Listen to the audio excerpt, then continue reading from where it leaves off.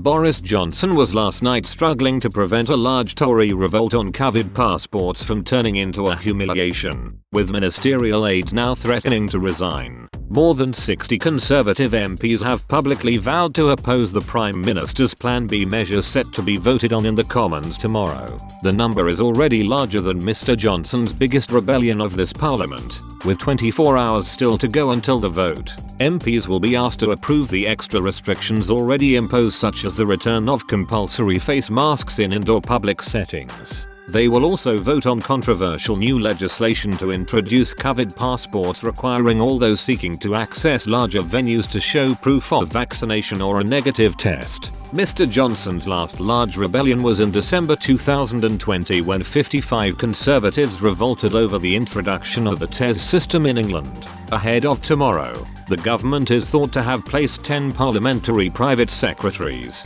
PPS, on resignation watch, with fears they are preparing to quit in order to vote against the measures. According to the Telegraph, the 10 potential rebellious MPs have set up a WhatsApp group to discuss how they are planning to vote. Mr. Johnson confirmed he was planning to go ahead with his Plan B restrictions last night when he sped up the UK's booster jab rollout. In a televised address, he said, "It's because of the threat from Omicron that I announced on Wednesday we will move to Plan B in England. You must wear a face covering in indoor public spaces. From tomorrow, work from home if you can.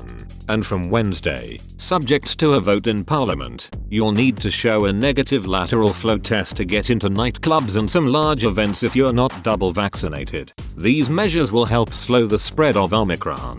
But we must go further and get boosted now." Former Minister Steve Baker, who chairs the influential COVID recovery group of Conservative MPs, attacked the restrictions for being wrong and disproportionate. He said, "I will vote against vaccine passports. Of course I will. I'll vote against extending mask mandates. And I'll vote against mandatory vaccination as a condition of NHS employment. I think all these things are wrong.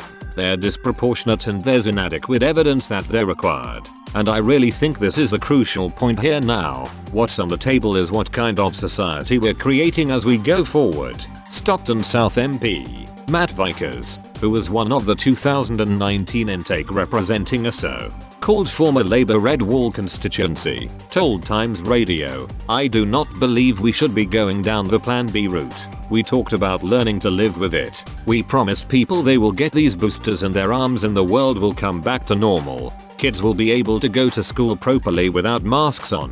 We promised them the economy would be free. We'd be free to get things going. And that's exactly what we need to do."